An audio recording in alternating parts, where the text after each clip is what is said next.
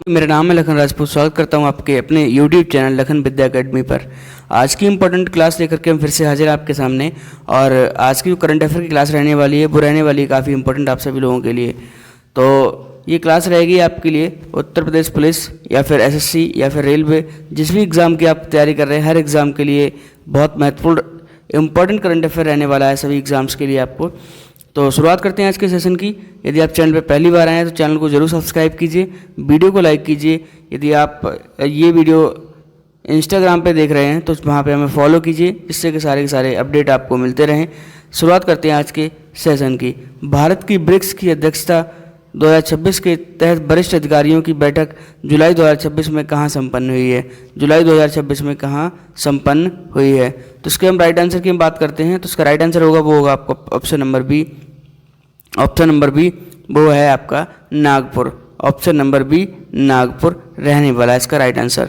आइए देख लेते हैं इससे संबंधित कुछ इंपॉर्टेंट पॉइंट्स क्या रहते हैं आपके, जो परीक्षा की दृष्टि से काफ़ी महत्वपूर्ण चीज़ें होंगी वो क्या रहने वाली हैं, तो उन पर थोड़ा चर्चा करते हैं। भारत की अध्यक्षता 9 जुलाई से 11 जुलाई 2026 की जो बैठक हुई नागपुर में संपन्न हुई थी। और इस बैठक में सर्वसम्मति से साझा मंत्रालय घोषणा पत्र अपनाया गया, जिसे सतत विमानन, ईंधन और ब्रिक्स रेलवे अनुसंधान नेटवर्क पर ध्यान दिया गया। तो ये इंपॉर्टेंट रहता है आपके लिए। स्टैटिक जी की अगर बात करें तो प्रथम जो शिखर सम्मेलन था वो 2009 में रूस के कहाँ पे हुआ था? युकातनीबर्ग में ये संपन्न हुआ था। 2010 में दक्षिणी अफ्रीका से जुड़ने पर ये नाम ब्रिक्स पड़ा था। ये 2010 में इसमें कौन जुड़ा था? तो दक्षिण अफ्रीका इसमें शामिल हुआ है। 1 जनवरी 2024 को मिस्र, इथोपिया, ईरान और सऊदी अरब UAE इसके पूर्ण सदस्य बने थे। तो ये इंपॉर्टेंट हुआ था आपके लिए। आइए देखते हैं क्वेश्चन नंबर नेक्स्ट। केंद्रीय और जो मंत्री हैं हमारे केंद्रीय परिवहन मंत्री हैं वो कौन है? वो हो जाते हैं आपके नितिन गडकरी जी, और इन्होंने ये बैठक का आयोजन किया है। और नागपुर की अगर बात करें तो नागपुर क्या कहा जाता है? ऑरेंज सिटी के नाम से जाना जाता है। तो ये इंपॉर्टेंट हो जाता है कि ऑरेंज सिटी किसे कहा जाता है? तो ये कहा जाता है आपको नागपुर को। यहाँ 0 माइलस्टोन यानी भारत का भौगोलिक केंद्र स्थित है। 0 माइलस्टोन यहाँ पर स्थित है, कहाँ पर? नागपुर में। आइए बढ़ते क्वेश्चन नंबर नेक्स्ट की तरफ। क्या रहने वाला? क्वेश्चन नंबर 4 आपका। कोलंबिया के बुकारामंगा में आयोजित 56वें अंतर्राष्ट्रीय भौतिक ओलंपियाड 2026 में भारतीय टीम का प्रदर्शन कैसा रहा? तो ऑप्शन देख लेते हैं। ऑप्शन ए है सभी 5 छात्रों ने स्वर्ण पदक जीते और संयुक्त पहला स्थान पाया। ऑप्शन बी आपका 3 स्वर्ण जीते और 2 रजत पदक जीते। ऑप्शन सी आपका भारत वैश्विक रैंकिंग में दूसरा स्थान मिला। ऑप्शन डी है केवल 2 छात्रों ने पदक जीते। तो इसका राइट आंसर की हम बात करते हैं, इसका राइट आंसर क्या रहेगा? वो रहेगा आपका ऑप्शन नंबर ए इसका बिल्कुल राइट आंसर रहेगा। 5 छात्रों ने स्वर्ण पदक जीते और संयुक्त में पहला स्थान रहा है। ऑप्शन नंबर ए इसका बिल्कुल राइट आंसर हो जाता है। महत्वपूर्ण बिंदुओं की बात करें तो कोलंबिया में भारत के सभी 5 छात्रों ने स्वर्ण पदक जीतकर इतिहास रचा है। और इससे संबंधित और थोड़ी सी चीज़ें देखते हुए चलते हैं हम। तो 87 देशों जो प्रतियोगिता हुई है आपकी, जो 87 देशों के 381 छात्रों के बीच भारत ने चीन, रूस और दक्षिण कोरिया को संयुक्त रूप से विश्व में शीर्ष स्थान पर हासिल किया है। मतलब विश्व में शीर्ष स्थान हासिल किया है किसने? भारत ने। विजेता कनिष्क जैन, हृदेश बेडानले और ऋषित गर्ग, श्रेष्ठ सुरैया और स्वरित जोशी ये इसके विजेता रहे हैं। इस इम्पोर्टेंट स्टैटिक जीके की बात करते हैं हम, तो जो कि हमारे एग्जाम पॉइंट ऑफ व्यू से बहुत ज़्यादा इंपॉर्टेंट रहती है, वो है आपकी स्टैटिक जीके। तो IPHO की शुरुआत प्रथम अंतर्राष्ट्रीय भौतिक ओलंपियाड वर्ष जो है 1967 में वार्सा पोलैंड में आयोजित किया गया था। पहली बार ये वार्सा पोलैंड में आयोजित किया गया था। और HBCSE and TIFR Homi Bhabha विज्ञान शिक्षा केंद्र मुंबई में स्थित है। और TIFR की स्थापना 1945 में डॉक्टर होमी जहांगीर भाभा के द्वारा की गई थी। भारतीय परमाणु कार्यक्रम के जनक ये माने जाते हैं। कोलंबिया की बात करें तो कोलंबिया दक्षिणी अमेरिकी देश राजधानी इसकी होती है आपकी बोगोटा। राजधानी क्या होती है कोलंबिया की? बोगोटा। मुद्रा हो जाती है कोलंबियाई पेसो। मुद्रा हो जाती है कोलंबियाई पेसो। तो ये इंपॉर्टेंट हो जाता है आपके लिए। आइए देखते हैं question number next. Question number next क्या रहने वाला है? क्वेश्चन नंबर 3 है आपका। Question number 3।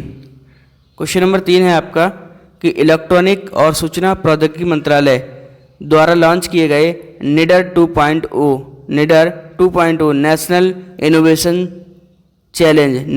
इनोवेशन चैलेंज का मुख्य उद्देश्य क्या है?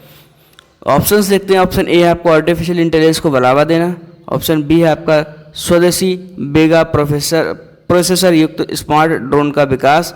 ऑप्शन सी होता है आपका साइबर सुरक्षा को मजबूत करना। और ऑप्शन डी आता है 5G नेटवर्क का विस्तार करना। 5G नेटवर्क का विस्तार करना।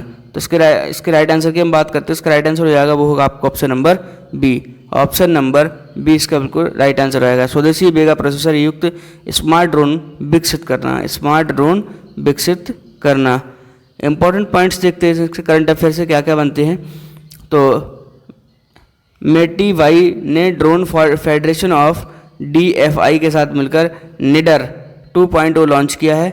और इस चुनौती के तहत छात्रों और स्टार्टअप को स्वदेशी बेगा प्रोसेसर पर आधारित फ्लाइट कंट्रोल और ऑटोनॉमस ड्रोन विकसित करने होंगे। सफल टीमों को 65 लाख रुपए से अधिक की वित्तीय जो पुरस्कार है वो प्रदान किया जाएगा। जो टीम सफल होती है इसके लिए 65 लाख रुपए का पुरस्कार प्रदान किया जाएगा। बात करते हैं हम स्टैटिक जीके की क्या इंपॉर्टेंट बनती है स्टैटिक जीके हमारे एग्जाम पॉइंट ऑफ व्यू से।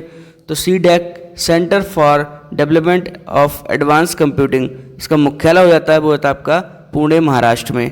कहाँ होता है? पुणे महाराष्ट्र में। स्थापना होती है 1988 में और इसने भारत का प्रथम सुपर कंप्यूटिंग परम 8000 1991 में विकसित किया था। परम 8000 को विकसित किया है किसने? CDAC ने। ये इसके फुल फॉर्म रहती है centre for development of advance computing. इसका मुख्यालय हो जाता है आपका कहाँ पर? वो रहता है पुणे महाराष्ट्र में। 1991 में से परम 8000 कंप्यूटर विकसित किया था जो कि एक सुपर कंप्यूटर था। बेगा माइक्रो प्रोसेसर ये RISC V5 आर्किटेक्ट पर आधारित भारत का पूर्णतः स्वदेशी रूप से डिजाइन किया गया प्रोसेसर है। तो आइए बढ़ते हैं क्वेश्चन नंबर नेक्स्ट की तरफ। क्वेश्चन नंबर हमारा 4 क्या है? क्वेश्चन नंबर 4 रहने वाला है आपका वैज्ञानिक एवं औद्योगिक अनुसंधान परिषद द्वारा नई दिल्ली में आयोजित एम्पायर शक्ति का मुख्य उद्देश्य क्या है? एम्पायर शक्ति का मुख्य उद्देश्य क्या है? ऑप्शन ए है आपका स्टेम क्षेत्रों में महिला शोधकर्ताओं को सहायता व समीक्षा।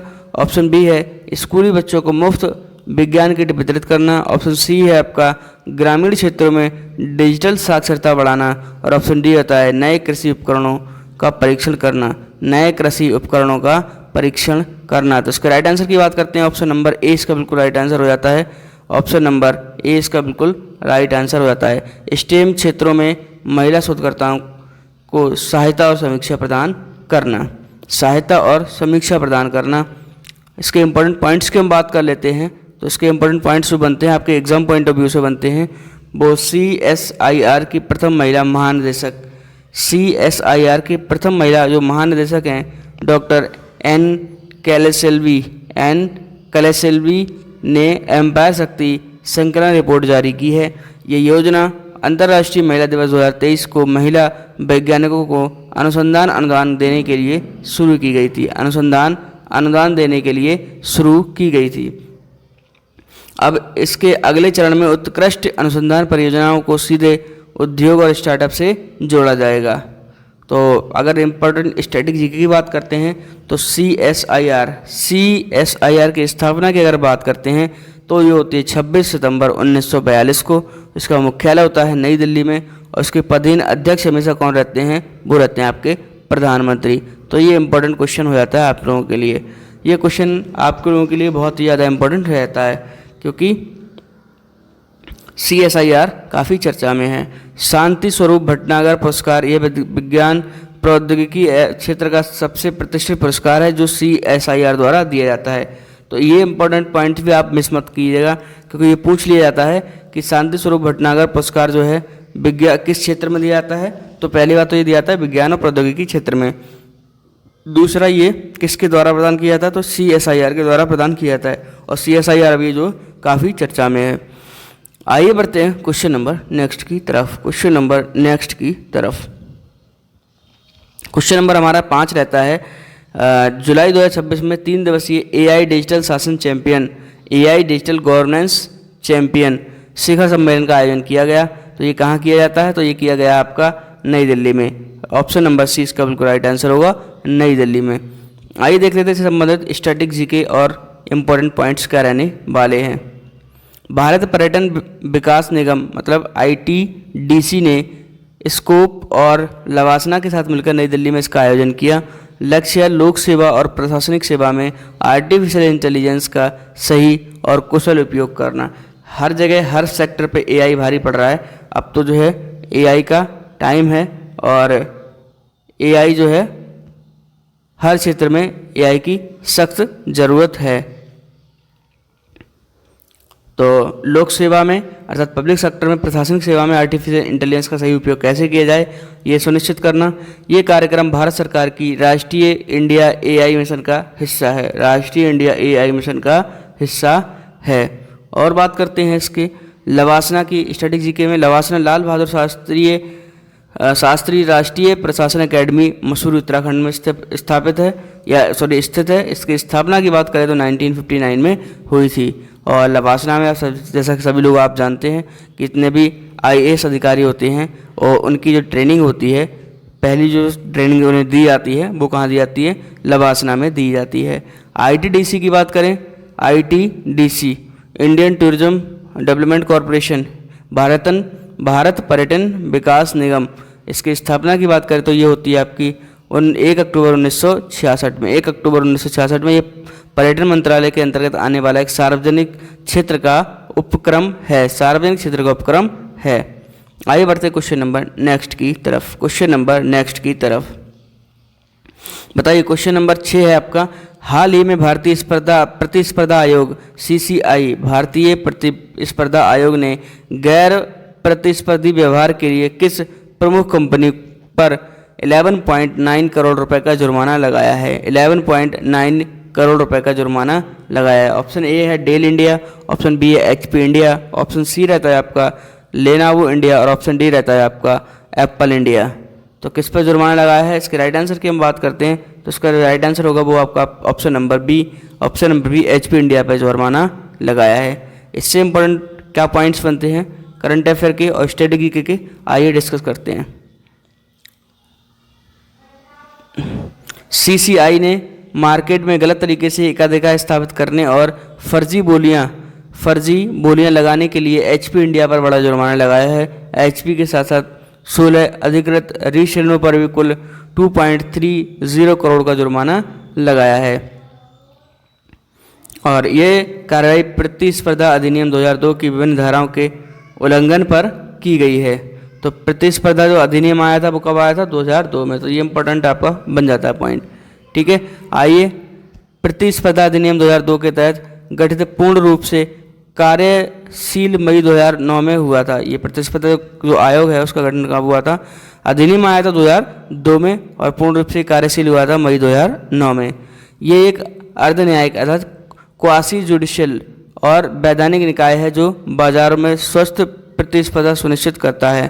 कैसी स्वस्थ प्रतिस्पर्धा, स्वस्थ प्रतिस्पर्धा अर्थात फेयर कंपटीशन को ये प्रतिस्थापित करता है और सुनिश्चित करता है। आइए देखते हैं question number next. Question number next क्या रहने वाला है, ये किसका है, राजस्व आसूचना निदेशालय द्वारा चलाए गए एक बड़े राष्ट्रव्यापी अभियान में किस अवैध वन्यजीव सामग्री और नेटवर्क का भंडाफोड़ किया गया है। तो ऑप्शन देख लेते हैं। ऑप्शन ए है आपका अवैध दांती हाथ की जब्ती और दुर्लभ जीवों की रेस्क्यू, लाल चंदन की तस्करी, बाकी खाल का व्यापार या फिर दुर्लभ जड़ी बूटियों की तस्करी। ऑप्शंस की बात करते हैं तो इसका राइट आंसर जो होगा वो होगा आपका ऑप्शन नंबर ए, अवैध हाथी दांत जब्ती और दुर्लभ जीवों का रेस्क्यू। इस पर किसका, इस नेटवर्क का भंडाफोड़ किया गया है। और इससे इम्पोर्टेंट पॉइंट क्या बनते हैं आपके लिए वो हम देख लेते हैं। DRI ने CBI और WCCB के साथ मिलकर राजस्थान, मैसूर और पश्चिम बंगाल से भारी मात्रा में अवैध हाथी दांत तो क्या बोलते हैं, आइवरी जब्त किए हैं। इस कार्रवाई के दौरान अंतर्राष्ट्रीय तस्करी नेटवर्क के 33 लोगों को गिरफ्तार किए गए हैं। तो ये बहुत एक बड़ा नेटवर्क गिरफ्तार किया है और ये अंतर्राष्ट्रीय स्तर पर ये काम कर रहा था। अंतर्राष्ट्रीय तस्करी नेटवर्क के 33 लोग, और ऑपरेशन में स्लो लोरिस, बिंटूरोंग और इजिप्टियन गिद्ध जैसे लुप्तप्राय जीवों की तस्करी को सुरक्षित मतलब ये बचाया गया है। ये तस्करी इसके करते थे। तो इम्पोर्टेंट हमारे लिए क्या होता है, तो WCCB वन्यजीव अपराध नियंत्रण ब्यूरो, वन्यजीव अपराध नियंत्रण ब्यूरो, वन्यजीव संरक्षण अधिनियम 1972 में आया था ये, और संशोधन हुआ इसमें 2006 में पहली बार इसमें संशोधन किया गया। ये संशोधन करके 2006 में स्थापित एक वैधानिक निकाय है। इसका मुख्यालय रहता है वो आपका नई दिल्ली में होता है।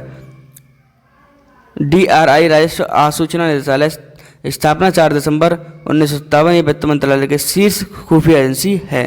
आइए बढ़ते हैं क्वेश्चन नंबर नेक्स्ट की तरफ। आशा करता हूँ क्लास आपको अच्छी लग रही होगी। क्लास अच्छी लगती है तो प्लीज़ चैनल को ज़रूर सब्सक्राइब कीजिए और वीडियो को लाइक कीजिए, जिससे और भी साथी हमारे साथ जुड़ते रहें।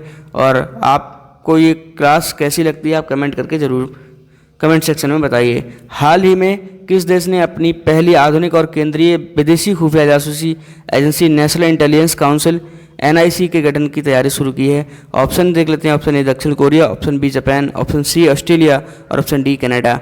ऑप्शन डी होता है आपका कनाडा। तो इसके राइट आंसर की हम बात करते हैं तो इसका राइट आंसर होगा वो क्या होगा, और इसका राइट आंसर रहने वाला है पूरा option number B Japan. Option number B Japan इसका राइट आंसर रहने वाला है। आइए देखते हैं इंपॉर्टेंट पॉइंट्स इससे समझ क्या बनते हैं आपके एग्जाम में।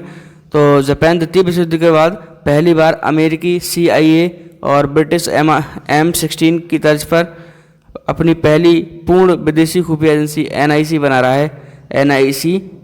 रहा है। यूक्रेन युद्ध में रूसी महिलाओं में जापानी कंपोनेंट्स मिलने पर और चीन उत्तर कोरिया के बढ़ते जासूसी खतरों के कारण ये कदम उठाया गया है। ये नई संस्था भारत वर्तमान cabinet intelligence and research official का स्थान लेगी। ठीक है, स्ट्रेटेजी की बात करें, विश्व की प्रमुख खुफिया एजेंसियां भारत की क्या खुफिया एजेंसी का नाम क्या है, तो इजराइल की है। इजराइल की ये इंपॉर्टेंट रहती है आप लोगों की, क्योंकि अभी इजराइल का जो युद्ध हुआ है ये इंपॉर्टेंट रहती है आप लोगों के लिए। तो इजराइल की खुफिया एजेंसी का क्या नाम है, भारत की सबको पता है कि रॉ है। इजराइल की खुफिया एजेंसी का नाम क्या है आपका, मोसाद। क्या नाम है, मोसाद। ये इंपॉर्टेंट क्वेश्चन आप लोगों के लिए रहता है। अमेरिका की CIA और पाकिस्तान की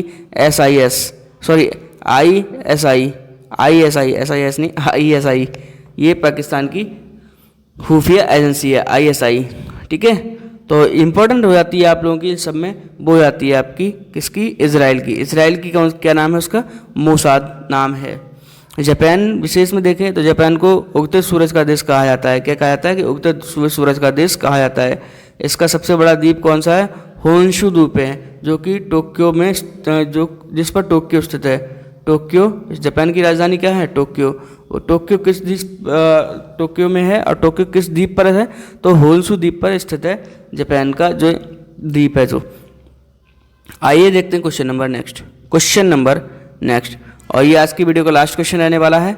तो आशा करता हूँ वीडियो आपको अच्छी लगी होगी। कमेंट सेक्शन में कमेंट करके जरूर बताइए क्या आप इसमें सुधार चाहते हैं, और आपको ये वीडियो अच्छी लग रही है तो अपने साथियों के साथ जरूर शेयर कीजिए, जिस भी ग्रुप में आप जुड़े हुए हैं। स्पेन की सबमर ग्रुप मध्य प्रदेश के सेमीकंडक्टर क्षेत्र में कितने अरब अमेरिकी डॉलर का निवेश करेगी? मध्य प्रदेश के कहाँ पे निवेश की बात कर रही है ये, तो इसके निवेश की बात करें मध्य प्रदेश के सेमीकंडक्टर क्षेत्र में निवेश की बात कर रहे हैं। स्पेन की सबमर ग्रुप है, कंपनी है, और ये अमेरिकी डॉलर में निवेश करेगी। तो ये इंपॉर्टेंट होता है आपके लिए। तो कितने अरब डॉलर का निवेश करेगी, देख लेते हैं। ऑप्शन 2 अरब अमेरिकी डॉलर। कितने, 2 अरब अमेरिकी डॉलर का निवेश ये करेगी।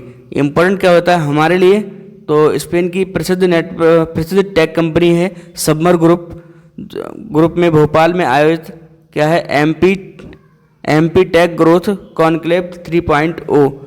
MP टेक ग्रोथ कॉन्क्लेव 3.0 में ये घोषणा की गई है।